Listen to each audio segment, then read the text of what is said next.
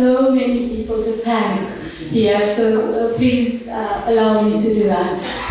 Distinguished guests, ladies and gentlemen, today we stand at the threshold of a truly historic moment as history unfolds before our eyes.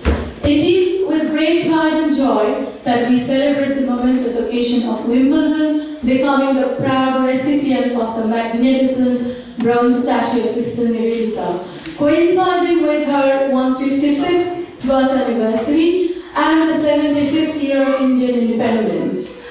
We call it Swami Mahotsav.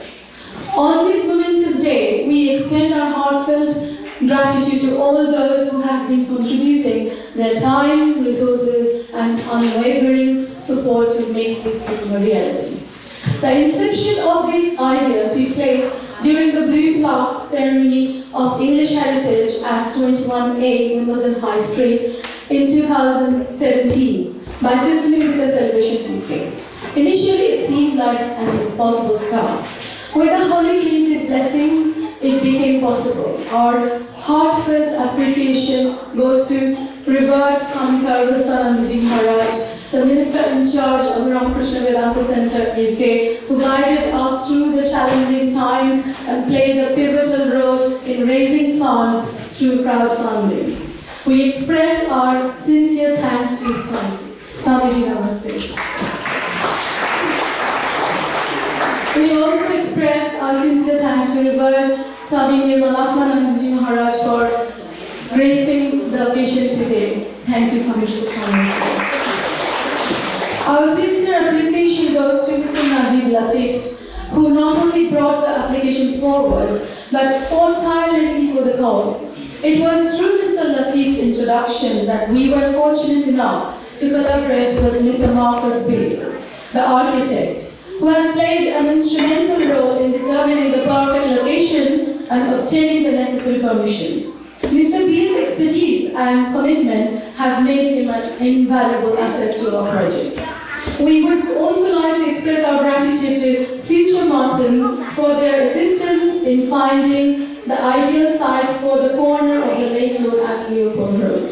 The statue now adorns a prominent corner in front of Ricard High School, serving a focal point and a vibrant landmark that breathes life into what was once only a featureless traffic island. The backdrop of mature flowering trees adds to the statue's beauty and significance. Throughout this journey, Mr. Marcus Beale played a crucial role, from establishing the statue's location to liaising with the fabricators in Bengal and ensuring its safe installation in a public land. We extend our heartfelt thanks to Multilateral, the structural engineers, and FM Conway, the contractors, for their invaluable help and unwavering professionalism in making this dream a reality. Following the acquisition of permissions, the primary challenge was to secure funds through crowdfunding. Wimbledon will forever remain indebted to Revered Swami Vishwamanandaji of Sarvati Ramakrishna Mission and his assistant Mr. Nirjan De for their dedication in building such a beautiful statue. We also extend our gratitude to Dr. Chanchal De, Secretary of Bidhannagar Ramakrishna Vivekananda Kendra, and Mr. Satyajit Chakraborty of University of Engineering and Management, Kolkata, for their generous donations towards the statue. We are grateful to Dr. Ila and Smriti Basu for their unconditional help and support in every matter, may it be financial or moral based. Today is Sunitita's birthday, so happy birthday, Sunitita. May God grant you a very healthy and happy life.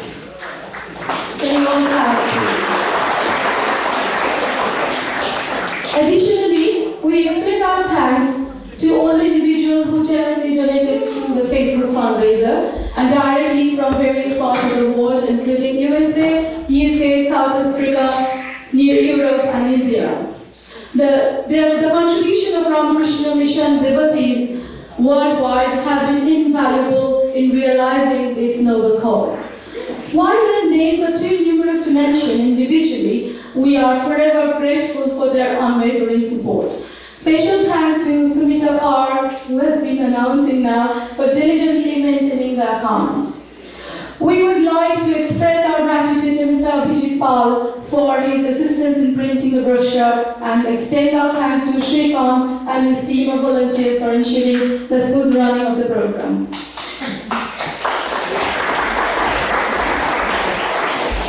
We are also thankful to Mr. Rajesh Mitra, the District Magistrate of Murshidabad, and Ms. Rina Mitra, IPS, for their invaluable support in overcoming administrative challenges in India. Our sincere appreciation goes to Ricard Swami Swami Maharaj for his daily guidance throughout this project, and to Ricard Swami Shantatmanandji Maharaj for his support during these difficult times. We would also like to express our gratitude to Madam Mayor and the councillors for gracing us with their presence on this auspicious occasion. Our sincere thanks goes to Mrs. Kate Page for the head teacher of Ricard High School for her assistance in launching the statue in Wimbledon, and to the girls of Ricard's Lodge School for their care and future commitment as soldiers of Sister Nivedita. So round of applause for the girls here and the boys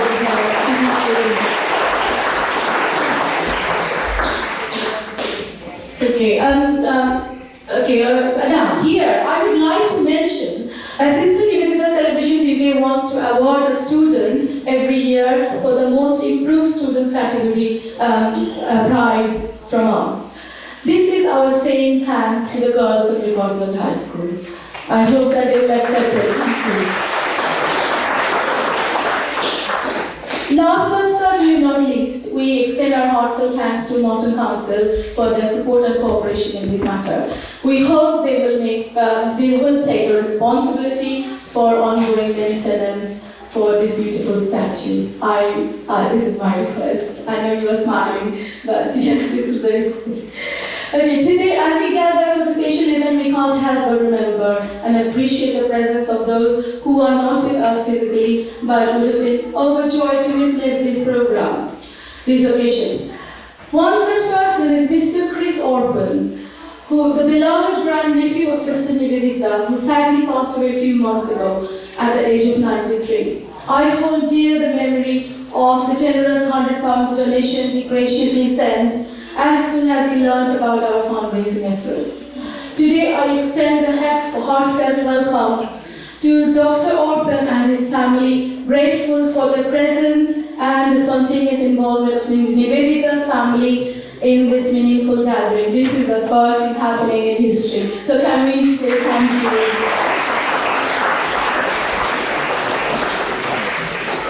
Another individual who would have filled with happiness today is my grandmother, who attended Sister Nivedita school back in 1910. When she went to school, Sister Nivedita just given the charge to Sister Christine. Sister Christine used to carry grandma in her lap to school. And Dida have seen Holy Mother, Sri Sharada Devi, regularly as a primary school student. Dida's joy would have been no bounds on this occasion. In addition, we are honored to have distinguished presence of Mr. and Mrs. Ruth Harris, esteemed writers. We eagerly anticipate the wisdom and insight they wish to share with us later. Furthermore, I extend warm welcome to Sally Kenny and Joan Henry. I think she's not in today, but I've written my message. The esteemed councillors from the Martin Council for their invaluable support and presence. In conclusion, we stand here today humbled and grateful as history converges with our aspirations. The magnificent bronze statue of Sister Nivedita will serve as an eternal symbol of inspiration and embody the principles and values she held dear. This remarkable achievement has only been possible through the collective efforts, constant support and contribution of numerous individuals and organizations. If I have missed your name, that is unintentional. We thank each one of you for your immeasurable support and dedication in bringing this statue to Wimbledon.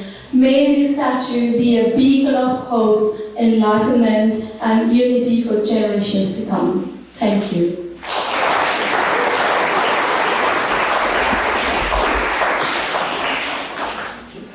nahi surjo, nahi jyoti,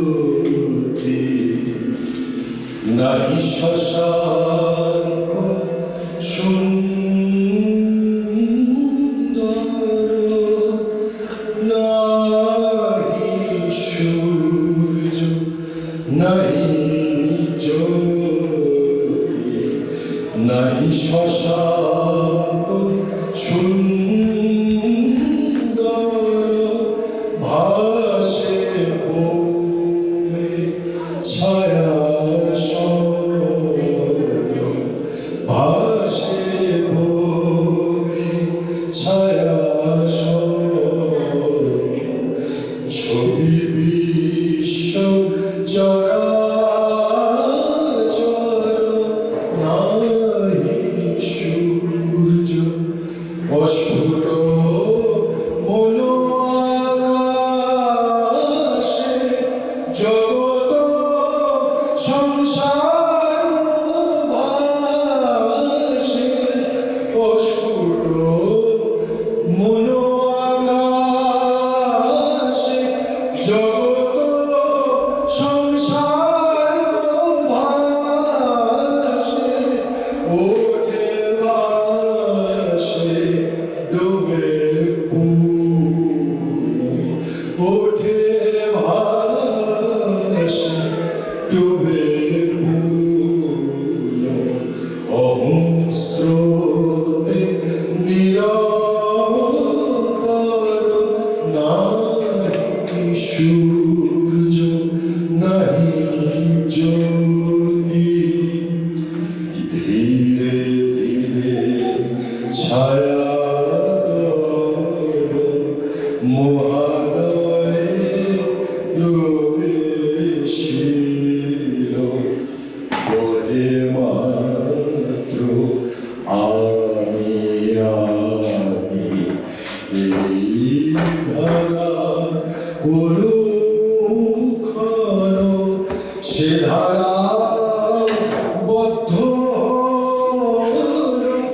শূন্যে শূন্যে মিলাইল, সে ধারা বদ্ধ শূন্যে শূন্যে মিলাইল, আবার মনস গোচরম, আবার মনস গোচরম, বুঝে প্রাণ বুঝে যার, নাহি সূর্য নাহি জ্যোতি, নাহি শশাঙ্ক সুন্দর, নাহি সূর্য নাহি জ্যোতি।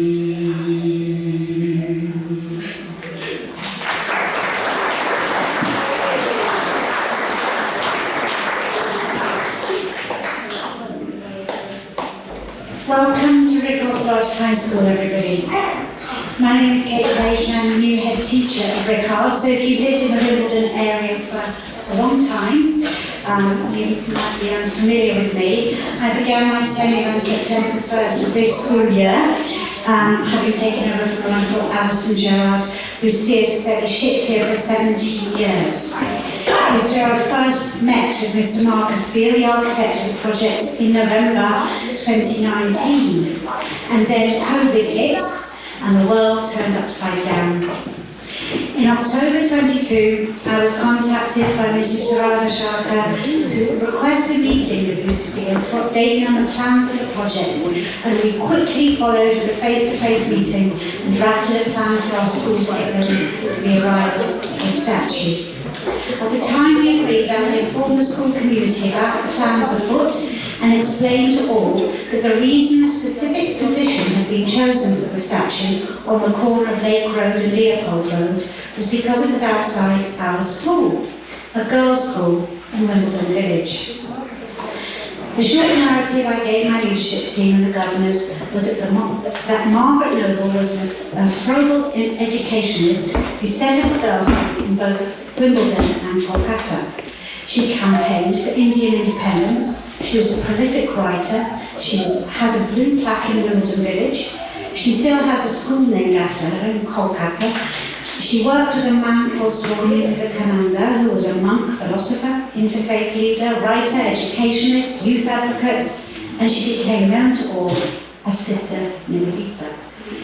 It was explained to me that the money for the project was raised by a charity and all the planning permissions were in place. The bronze statue, the granite plinth were all being made in India and were to be shipped to the UK in mid-November. At the time, the council's aim was for the statue to be erected before Christmas. Hurrah! We had a week of assemblies planned to be delivered on the story behind the statue for the students in time for the unveiling. So, as you see, look around you, what a wonderful Christmas we are having. I say all this in jest because I think it tells a helpful narrative of the complexities of an ambition such as this one. With the best laid plans of mice and men and women, life gets in the way. Remember, a global pandemic had already got in the way, and then there are the problems of sinking construction works with a hugely busy local authority. Most recently, after the statue had started its construction, we were given a notice of a request for planning permission for a mobile phone mast, quite close to the very same plot. Needless to say, I believe the application has been withdrawn and we are delighted that the statue has won the day.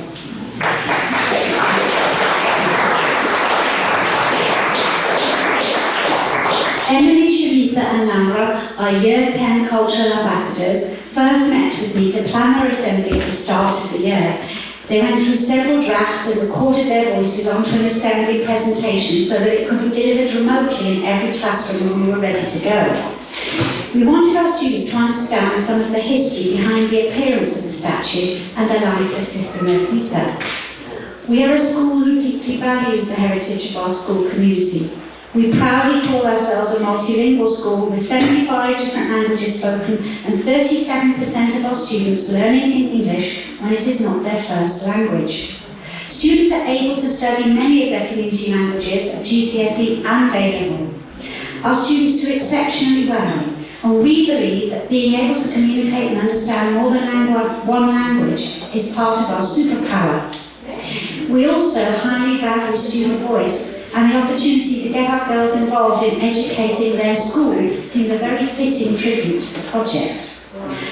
Our school motto, you can see it above, is educating the successful women of the future, a motto I believe Margaret Noble and later Sister Nivedita would have shared in sentiment. Our most recent act of celebration is to launch our own annual school prize, I don't know whether you knew about this, called the Sister Nivedita Peer Educator Prize, which will be awarded each year to a student who has demonstrated their skills in peer education in some way or another.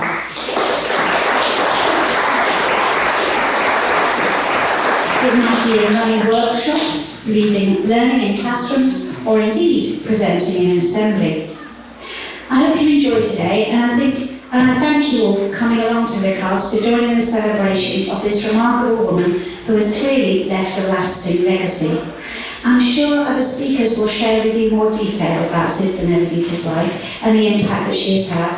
But for now, I'd like to thank Ms. Wilford for gathering our volunteers, Mr. Papadopoulos for setting up the technology, our cultural ambassadors for developing and delivering the assembly, our student helpers for including today and doing the readings for us, members of the student leadership team who've come along to our school on a Saturday afternoon in their school uniform, well done and thank you. In July, and I'm sure there are other things they could have done, I'd like to say a big thank you to them. And now, after having welcomed you all, I shall pass you on to the next speaker. Thank you. Thank you so much, Mrs. Coach. Thank you for your kind support. And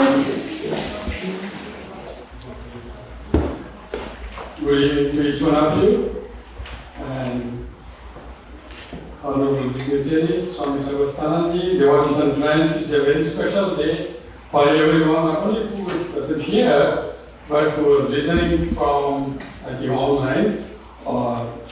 It's a very special day for everyone. Doesn't matter whether he's in India or he's in London or elsewhere. Because the story of Nivedita is a journey, it's a transformation from Margaret to Nivedita, from Wimbledon to Calcutta, born in Christian faith but ending in Vedantic realization, a Western body but Eastern soul.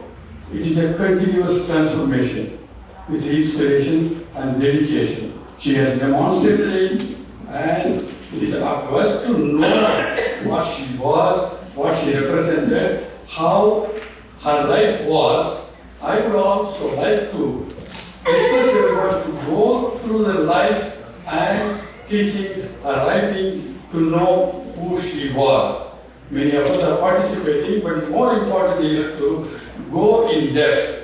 The statue that has been inaugurated now is not a statue. It is a symbol of inspiration, symbol of dedication. Whenever a young person sees, she reminds us that how important the life on earth is. She came in contact with many scientists. She came in contact with politicians. And she was so much interested in service, education, science, art, paintings, of course in politics. She was so much dedicated to every sphere of life. She fought for the freedom, not of the island, but of India. So this is something very interesting to know. So she met Rabindranath Tagore, Huxley, and scientists like Jagadish Chandra Bose, and she had a vast knowledge of every field of science of the human being. So she was not just stuck up with some little small things on the earth. She represented the spirit of Swami Vivekananda stood for. Swami Vivekananda had no frontiers of human being. He inspired. Through her, we learn who Swami Vivekananda was. Through her, we learn many things which we do not know. So it is important to get into the life and teachings of Sister Nivedita to know who she was. It doesn't matter whether you are born here, in the East or in the West. What is important is that you leave your mark on earth. Swami Vivekananda said, you are born on earth. Leave your mark on earth. Our life is too short. The vanities of the world is too short. We are born here, but leave your mark on earth. Sister Nivedita really left your mark that not only just stays for 150 years or 100 years. As long as Swami Vivekananda's name is there, her name will continue. So therefore, it is up to us to open our heart to see, to read, to hear, and to contemplate the teachings of this great soul who inspired millions and millions and who will continue to inspire.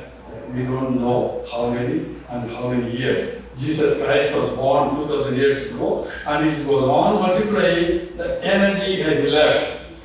500 years before Christ, Buddha was born and continued to inspire. And 170 years ago, Ramakrishna was born and continued to inspire. We don't know it. Maybe thousands of years it will go. But it's up to us to get inspired, to realize who we are in reality. We may be born as a human being, but not necessarily to end like that. So Swami Vivekananda said, it's better to be born in a church, but not to die there. That means we outgrow ourselves. Our potentiality is immense. There is no limit to your realization. That is what Sister Nivedita stood for. That is what Swami Vivekananda stood for. So we are here to remember that. We are here to get the inspiration from her. And we are here to get going in our life as much as possible, realize in this very life.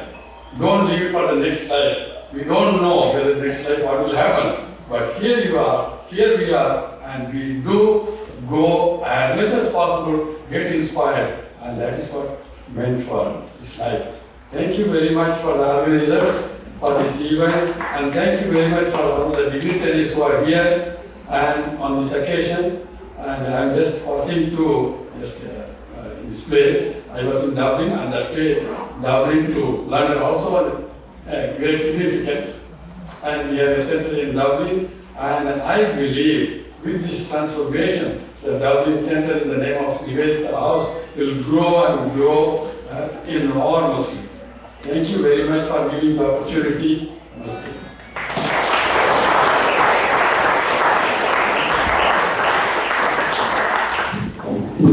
Right then, hello, how are you? I'm Jill, I'm your mayor in Merton, more by accident than design, but I'm very delighted to be here. Thank you so much for your invitation. I've long been a follower of religious practices from various parts of the world, myself being a Tibetan Buddhist by faith. However, I have sat and meditated in India, etc., etc., etc. It's a king's language. So, this is an interesting story, and I'm not going to repeat everything that people have already said about Sister Nivedita, because you know that story, and I can't add anything new to that.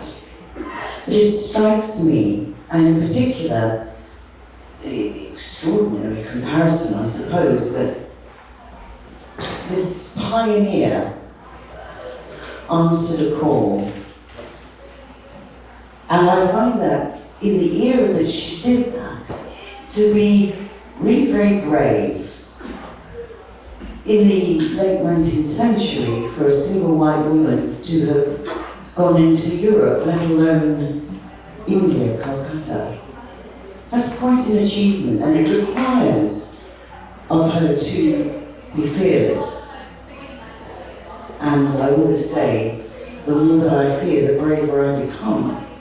And maybe that was how she operated. Who knows, I obviously don't have contact with her. However, there is an analogy that I would like to bring to your attention just for this moment in time, which is that 75 years ago this year, people in Jamaica answered a call and very bravely boarded the Windrush ship and came over here, not knowing what they were walking into, what was going to happen, and it was hard. And so I think her journey, if you really reflect on it, must have been equally, I guess, scary, exciting, and that tenuousness between will I survive and will I make a difference. And so I guess what I get from this today is that life is really, in comparison, very easy these days for many of us that want to travel and make a difference. And I am allergic to this wonderful motto here. Educating successful women of the future. We stand on the shoulders of greatness, all of us. And so it's only fitting and right that we have the shoulders of a great woman just down the pathway. So that's all I have to say. Thank you for your time and congratulations.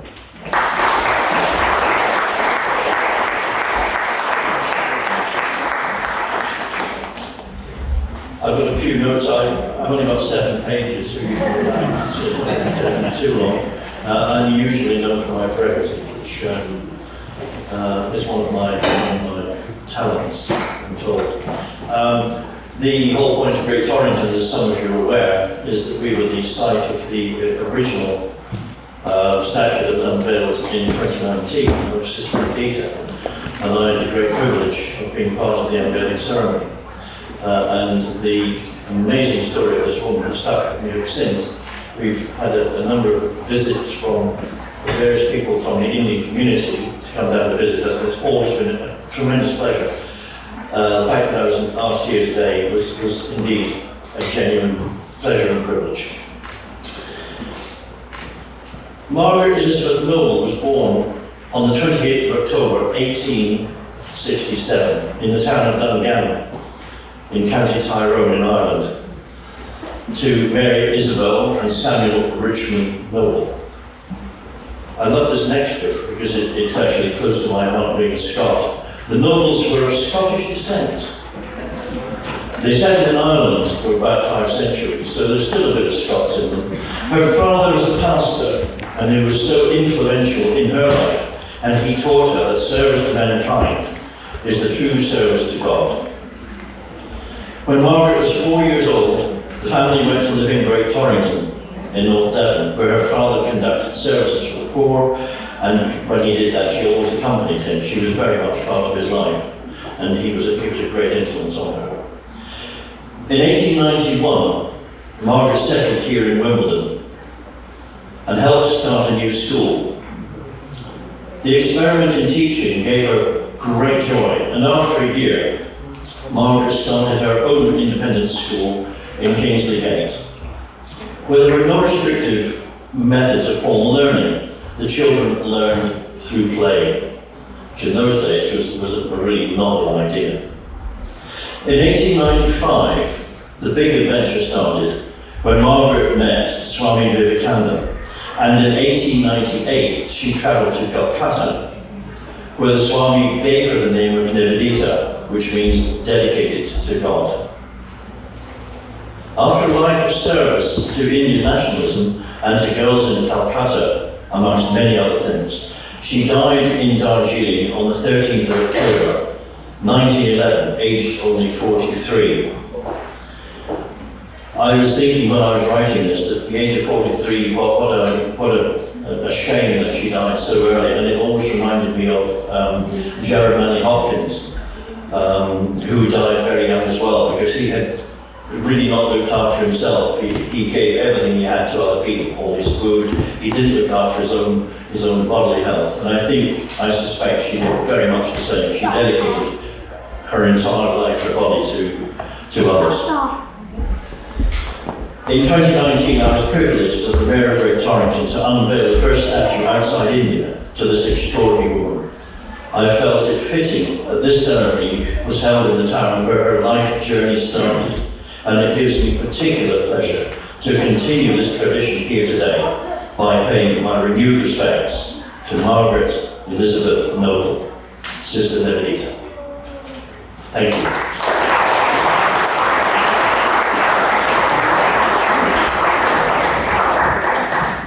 Good afternoon. What an occasion. It is really my huge honour to be here today for this ceremony. To say a few words on behalf of my wider family about Sister Nivedita, born, as you've heard, Margaret Elizabeth Noble. With someone so remarkable is relatively closely related to one, you would expect to know a fair bit about them and their story. However, that's not the case for me or any of my family, which makes her story all the more fascinating for us as a family. As many of you will know, Sister Nivedita did not have any children, so it was my wider family, descended from her sister Mary, also known as May, who were her closest living relations. Put most simply, she was my grandmother's aunt.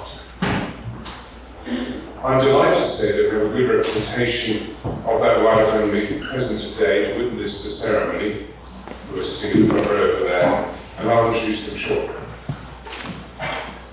As you heard already from the Mayor of Great Torrington, she was born Margaret Elizabeth Noble on the 28th of October 1867 in Dungannon, County Tyrone in Northern Ireland. The family moved to England, as you heard again, and he went to the military and in Great Torrington, where the statue, as we know, was unveiled a few years ago. He died at the age of 34 of the complications of influenza, contracted while visiting his parishioners, and as we've heard again, she would have accompanied him on many of these visits in the early years of her life.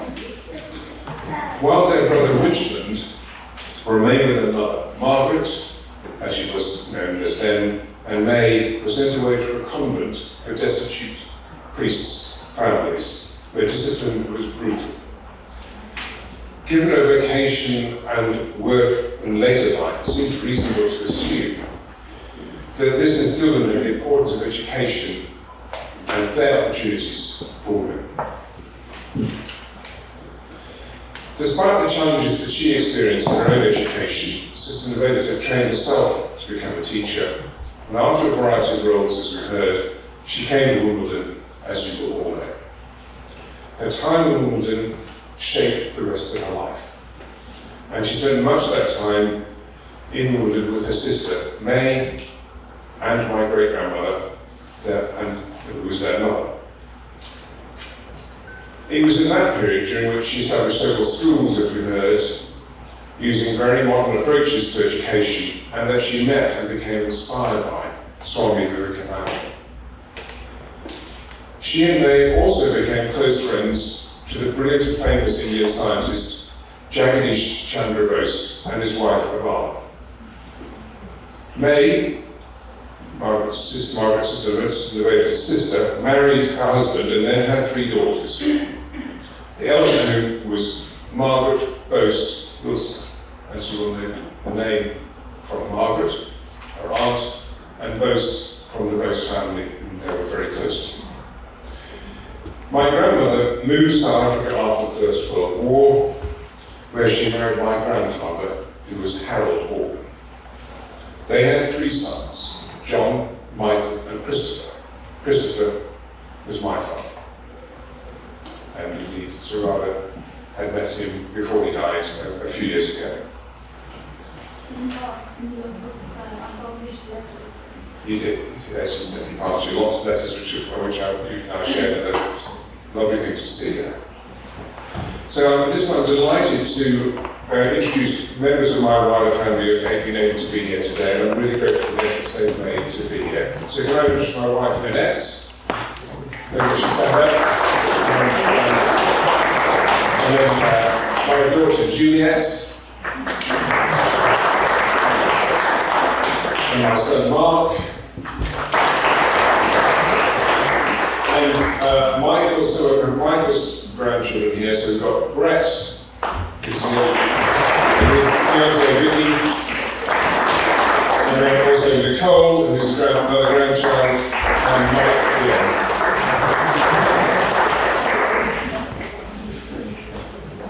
It is fair to say that I and the rest of my family and others have learned about Sister Nivedita and their connection to our family. The admiration for her achievements and legacy has been profound. Today represents a fitting recognition of that, and I can think of no finer location for the statue than outside a school whose vision is, as we call all read, educate successful women for the future. Because it's so close to both Sister Nivedita's own views, that of Swami Vivekananda, and of the Ramakrishna order. So it's a marvellous thing. The only insight that my cousins and I had of Sister Nivedita was that my uncle, Michael, grandchildren over there, had Noble as an unusual little name. For reasons that are not clear, we never heard about Sister Nivedita's children, or even found about her life until Sarada tracked us down and made us aware of his family connections. We all owe a huge debt of gratitude to you for that.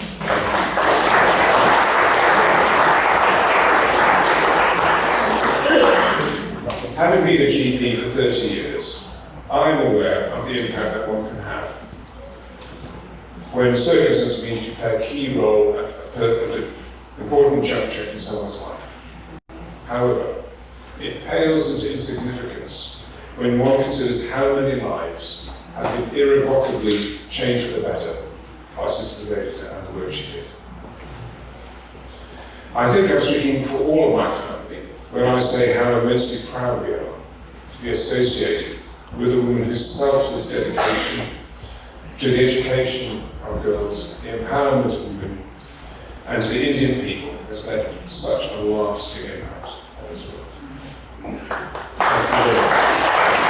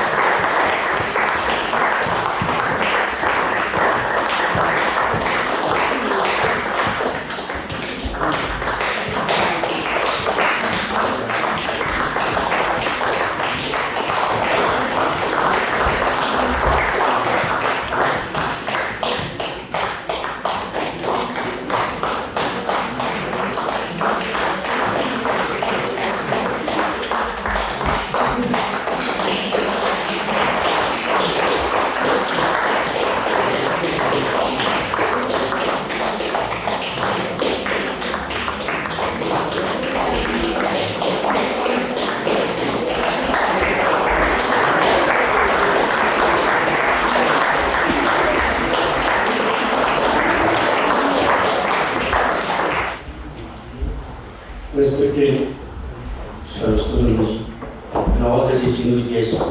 I will come from India representing both the Vedanta and Ramakrishna as well as Institute of Engineering and Management. It's primarily a university of Engineering and Management.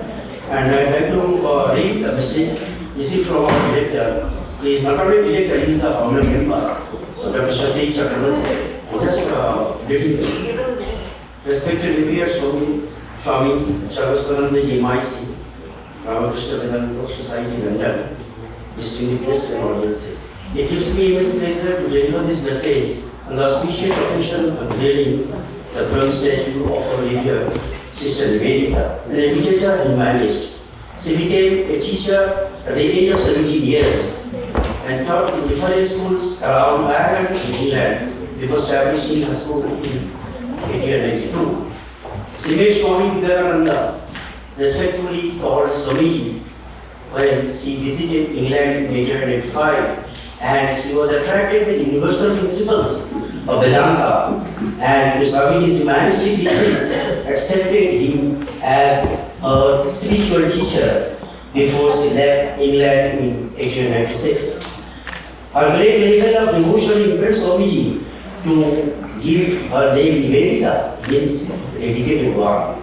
She came to India primarily to help Swamiji to educate women and opened a school in Calcutta, where she tried to blend Indian tradition with Western ideas. Her notable and humanitarian efforts were to serve the poor and distressed during the time of plague, famine and floods by virtue of her selfless service. She is affectionately addressed in India as Sister Nivedita. Her tireless activity, austere lifestyles and disregard for her own welfare eventually affected her health to fall. And finally, this great soul led her everyday award on October 13, 1911 at the age of 44 years only. Even after 100 years of her demise, Nivedita is still regarded as an icon of sacrificial life for the cause of women, education and humanitarian concern in India. We, University of Engineering and Management, Kolkata, feel proud to be associated with this noble activity, remembering Sister Nivedita who sacrificed her life for empowerment of women, benefiting through education and in effect to build the nation.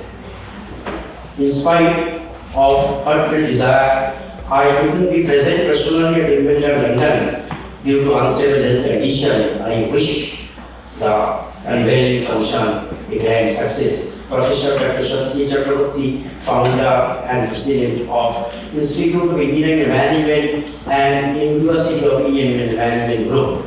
I conclude with the Thakur Pranam mantra. Sabhaya Dharmasya Sarvadharmaswarupine Avatara Vishtaya Ramakrishna. Thank you.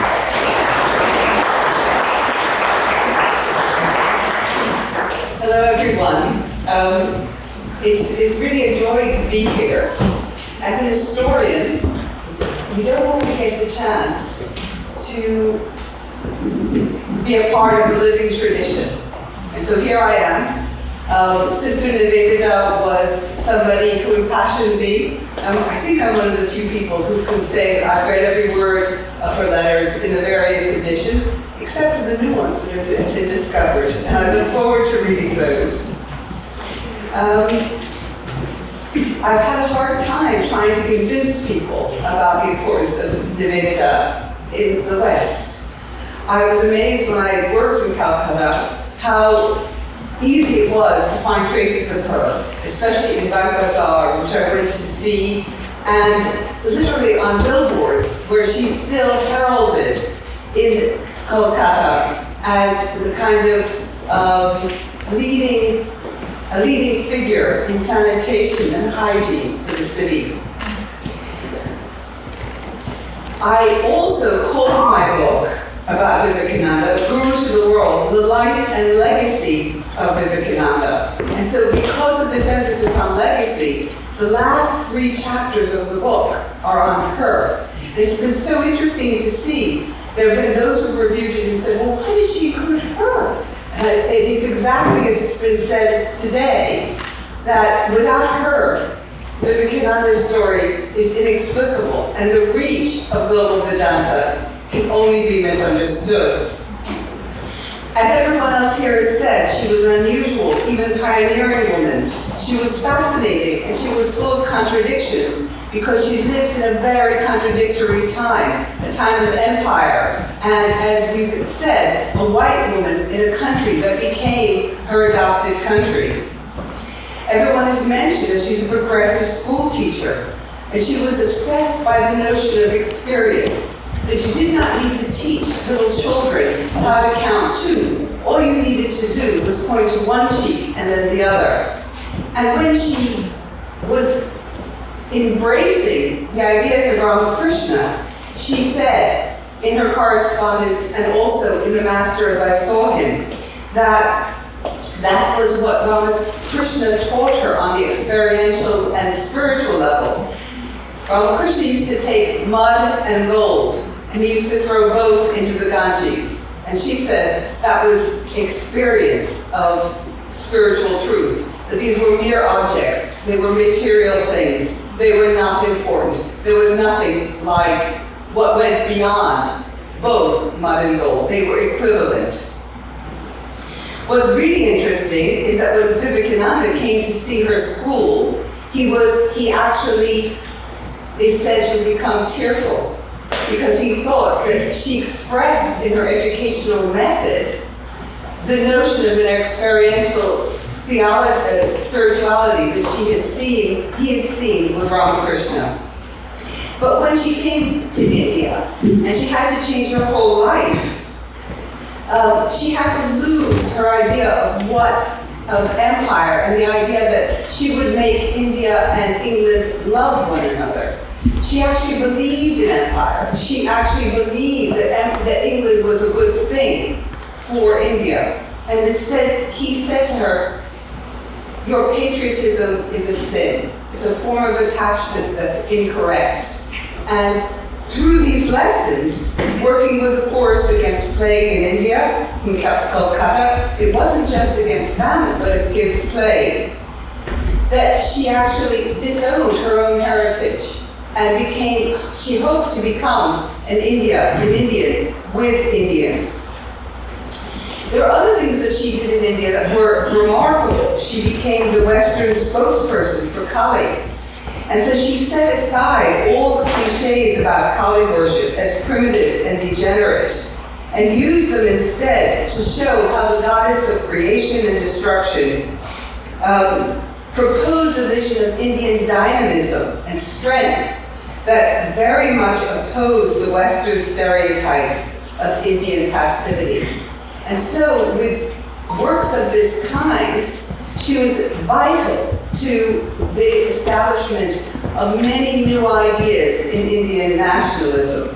And so she was often associated with some of the great Indian thinkers, political thinkers of the early 20th century, people like Sri Aurobindo and Bipin Chandra Pal. Now remember, poor Swami Vivekananda didn't live to see Swadeshi, the first mass movement to free India from colonialism. But she was there, and she promoted not only the education of women, but local Indian crafts so that women could find economic freedom as well. And as we've been talking about, she was a pioneer in movements that had to do with history and art. She was a close collaborator with Okakura, who established the Asian art collection in Boston, with Rothenstein, who started the school of the Bengal School of Art in Kolkata, and of course with Jagadish Bose.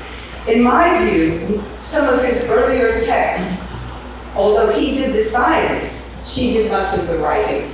I believe that, and because of the letters, and also because of much of the phraseology, which is very much Nivedita's.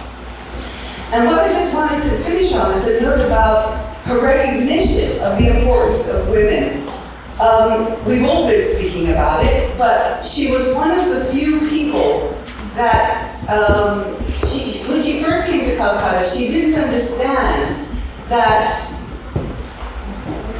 there were certain customs and practices that she could not abuse. But Sharada Devi, the Great Holy Mother, immediately broke the normal customs of being a Brahmin widow and ate with her and welcomed her. And I think that the very moving pictures of Nivedita in her Western costume and Sharada in her most Eastern sari garb proves the attempt that they had at this moment to try and bring together the two wings of the Vedanta movement. And on that note, I think that in many ways we are all legatees of that moment. Here we are at the school, commemorating her with a statue, living in England, but having all the connections that everyone has here with India. Thank you very much.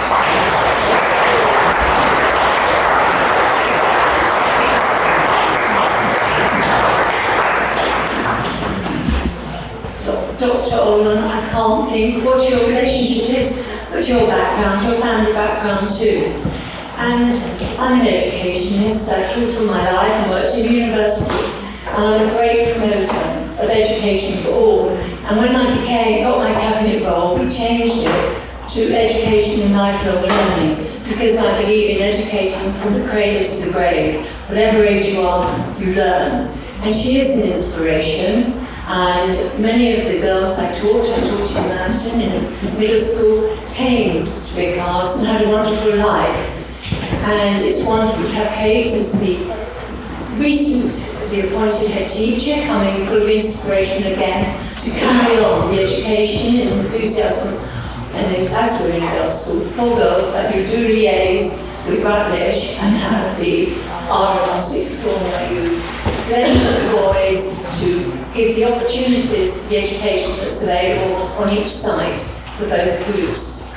Merton has, I have to plug Merton. Merton has a very good reputation in education at the moment. We're 75% of our schools are outstanding or good. That's above the national average and that's above the London average. But we work to improve. We work to improve in all areas, including the education of girls and our young males as well, young boys. But it is about educating and preparing youngsters for a life where they give to the community as well as develop themselves independently. But thank you for this most fascinating afternoon. I have learned a great deal, and thank you so much for inviting me. Thank you. I was asked to do something very practical and material, which was to get permission to put a piece of bronze on the side of the street. And listening to that beautiful music now, I was thinking how material things, how the air was dancing to a beautiful thing which is and how material things can carry a lot of poetry. And so what we did here at one level was quite simple, was to take Sister Nivedita came from here to Calcutta, and this was taking a piece of bronze that represented her and bringing it back here. And at one level that's very, very simple and practical. And we needed planning permissions on health and safety, lifting plans, protection of the public pavement. But of course that's enabled something very poetic and beautiful to happen.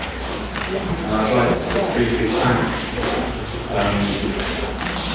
everybody really, Sarvasthananda and her team for inviting me to get involved, and particularly Ramakrishna of Merton for helping us to make this happen. And also especially to the Castle Lodge School. Educating women will solve all the world's problems.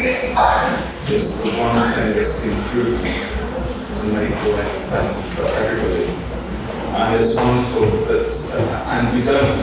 What we need in young people is people who can think for themselves, who won't just give the answers that they're told to give. And a statue like this makes people think in ways that they wouldn't otherwise think. And it's such a wonderful role model for the girls of Ricard's Lodge to see a lady who was not afraid to go into the culture that she didn't know, and to embrace it, and to explain that back to her own culture, and that this 100, a century almost has passed, and her work and her spiritual story is so very much alive. So it's great to be here, and thank you all. Om Sahana Bhavatu Sahanau Bhunaktu Sah Viryam Karavavai Tejasvina Vaditamastu Ma Vidvishavai. Om Shanti Shanti Shanti.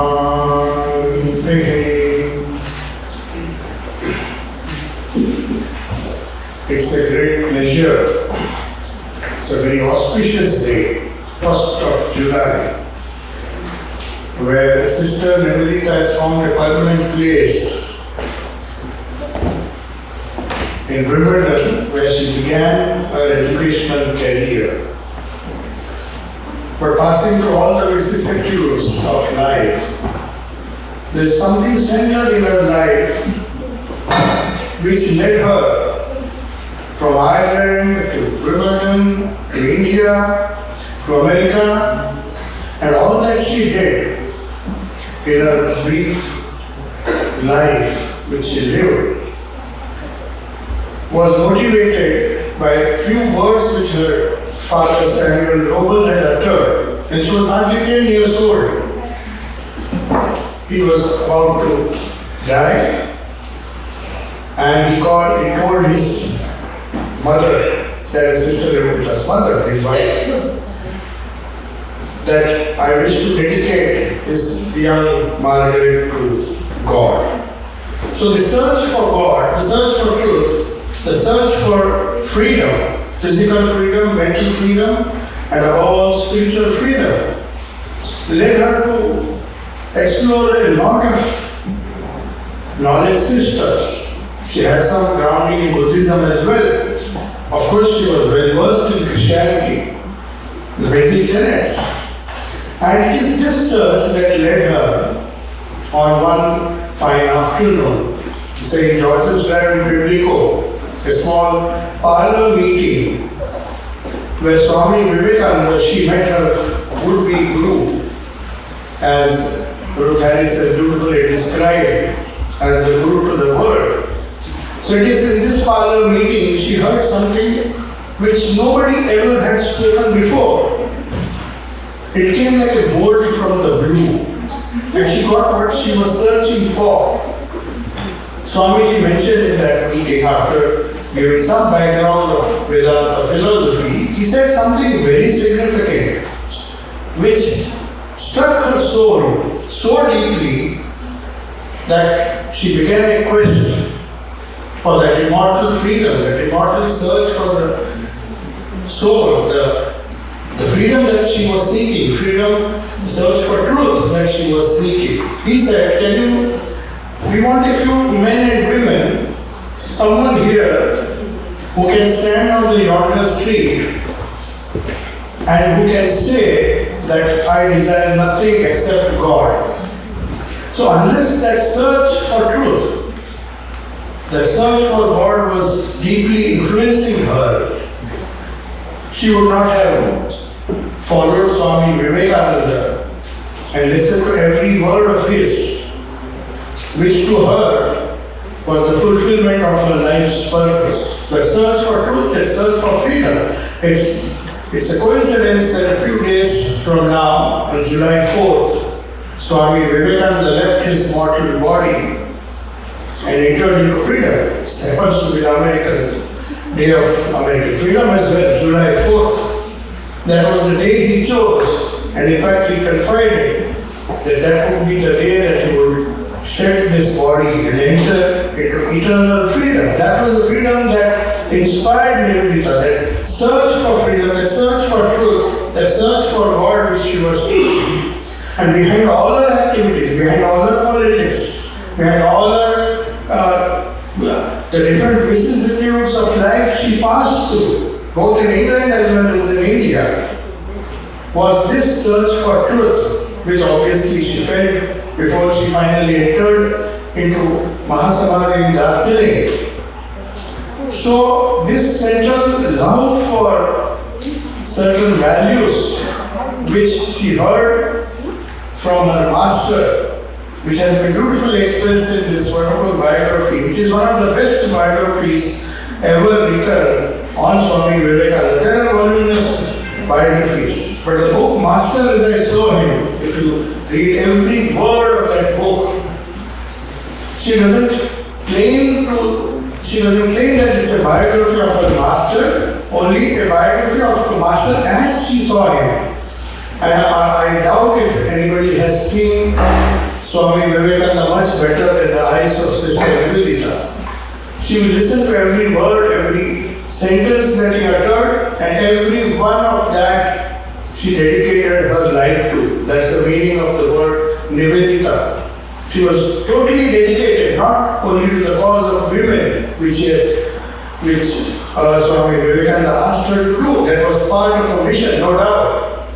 Political freedom that she encouraged the Indians to fight for, education of women, because she heard from her master Swami Vivekananda that Sri Ramakrishna was born in this age, and he raised the level of women to that of motherhood by bringing his consort Sri Sharda Devi. Ruth mentioned about the confluence of the east and west, the beautiful picture of Nivedita where she's sitting with Ma Sharda Devi, who was her inspiration. She, in fact, Sister Nivedita said, Sri Ramakrishna, of course, Swami Vivekananda had mentioned to her that the very birth of Sri Ma Sharda Devi is to raise the level of women so that the motherhood of God established that idea. Sri Ramakrishna incarnated, he came to this earth to do that. That was one of his main missions. Obviously, there was harmony of religion. Once Swami Vivekananda told Sister Nivedita, I can sacrifice everything. It was in the context of Kali Puja or Kali worship. She was fascinated by this idea of Kali. It's a wonderful concept, Goddess Kali. And she in fact wrote a book, Kali the Mother. Everyone should read that. But she was so fascinated that she asked a question of Swami Vivekananda, why don't you preach this idea of motherhood of God, the idea of Kali, which is unique. Western people do not even have that concept. So immediately he said that I teach only those things which are good for which lead to universal good. So he told her, everything can be sacrificed for that one sentiment, that is universality. A borderless world, irrespective of caste, creed, religion, just pure spirit, worship of the spirit by the spirit. That's what she learned from Swami Vivekananda. And that was the message, the universal message. In spite of all the diversity that we see around us, try to find the unity, the universality which pervades the whole universe. And with that attitude, you do anything or everything that you feel like striving for. That was the central universal message, not only the harmony of religions, that was part of Swami Vivekananda's message, but the diversity which is leading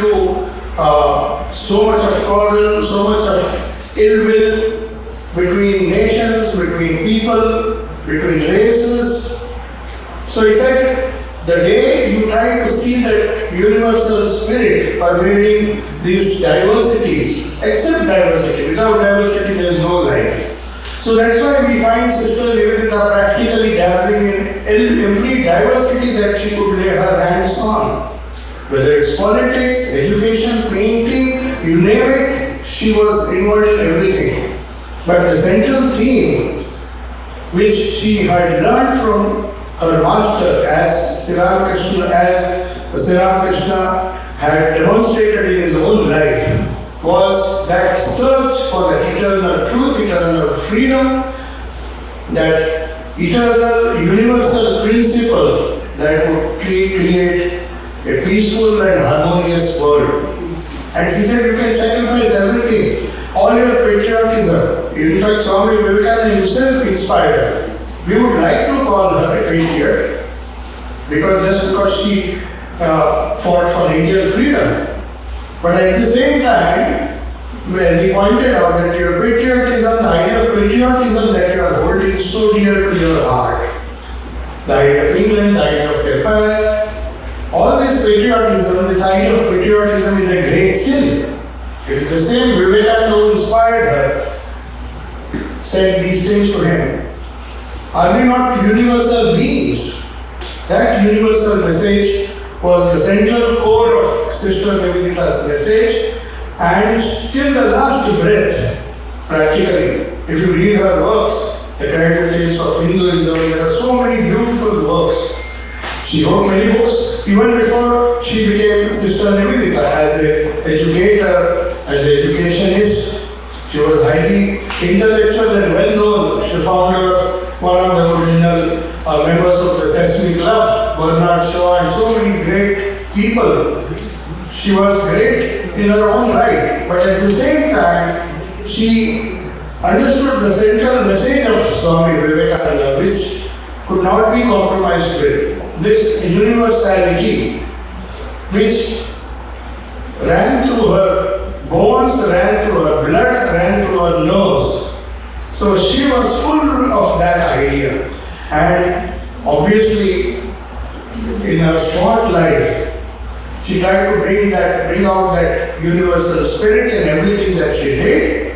And finally, at Darjeeling, a place where she finally merged into that universal spirit by the blessings of her Guru and Sri Ramakrishna and Holy Mother Sharda Devi. So it's, once we try to read the beautiful book on her master, the master as I saw him, if you read every line, everything that she has written in that book explains to us how she learned her lessons. The master whom she saw, who gave her this kind of inspiration to become a truly human, a universal being into which she finally merged. Thank you.